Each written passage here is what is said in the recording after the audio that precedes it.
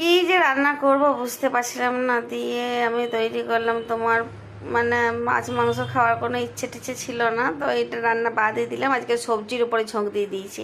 তো কি রান্না করব বুঝতে পারছিলাম না, তাই বানিয়ে নিলাম পটল থেচা। এবারে নামটা শুনে তোমরা ভেবো না যে এই বাবা কেমন নাম একটা হলো। এখন তো থেচা খাবার খুব উঠেছে, ওই বাদাম রসুন আর কাঁচা লঙ্কা একসাথে বেটে নিয়ে যে কোনো খাবারের ওপর মাখিয়ে নিয়ে সেটাকে ভেজে নেওয়া। কিন্তু পটলটাকে তো সেরকম করতে পারবো না, তাই পটল আর আলু কেটে নিয়েছিলাম, কেটে নিয়ে ভাজতে শুরু করলাম। আর এদিকে আরেকটা তাওয়াতে তোমার কিছু বাদাম ভেজে নিলাম। তার সাথে এবার পটলের তরকারিতে কি আদা দেবো না বলো?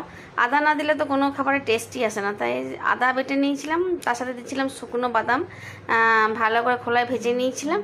আর নিয়ে নিয়েছিলাম তোমার 4টে কাঁচা লঙ্কা দিয়ে বেশ ভালো করে বেটে নিয়েছিলাম। আর পুরোপুরি নিরামিষের কথা চিন্তা করে রসুন পেঁয়াজটাও দিইনি। দিয়ে তোমার পটল আর আলু বেশ ভালো করে ভেজে নিয়ে তার উপরে এই বাদাম, আদা আর কাঁচা লঙ্কার বাটাটা উপর থেকে দিয়ে আর নুন হলুদ যা যা দাও, তোমার মশলা জিরে গুঁড়ি ধনে গুঁড়ি সব দিয়ে পরে বেশ ভালো করে নামিয়ে নিলাম। তো তোমরা দেখতে পাচ্ছ একদম শুকনো শুকনো করে নামিয়েছি, যাতে পুরো বাদাম মানে বাদামটা একদম ঝোল ঝোল, বাদামে যেন ঝোল মনে না হয়, যেন মনে হয় যে পটল থেচাই খাচ্ছি, নামটা যেমন দিয়েছি সেরকমই। তো পুরো একদম বাদামটা ওপর থেকে জমে গেছে, একদম মাখো মাখো করে নামিয়ে নিলাম। আর খেতে হয়েছিল দুর্দান্ত। এমনিতে তো তোমরা বাদামের চাটনি খেয়ে দেখেইছো কত টেস্টি লাগে খেতে, কিন্তু এই বাদাম মানে পেটে পড়ে আর সেটা তরকারিতে ব্যবহার করলে আরও বেশি ভালো লাগে। বিশেষ করে চীনা বাদাম, আমি কিন্তু কাজু বাদাম দিইনি, তোমরা দেখতেই পেয়েছো।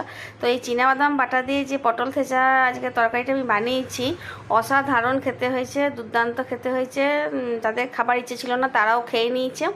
আর এই দেখো মানে বিলুকে তো মা খাইয়ে দিল, ওইটাই আমি ভিডিও করেছি।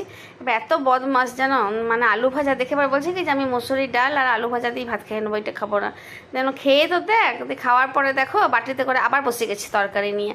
তো যাই হোক, ওরা বসেছে মানে আমি জিতে গেছি যে হ্যাঁ আমি রান্নাটা ভালো করেছি। তো তোমাদের যদি আমার এই রেসিপিটা ভালো লাগে তাহলে একটা লাইক শেয়ার কমেন্ট করে দিও। আজকে আসি, ধন্যবাদ।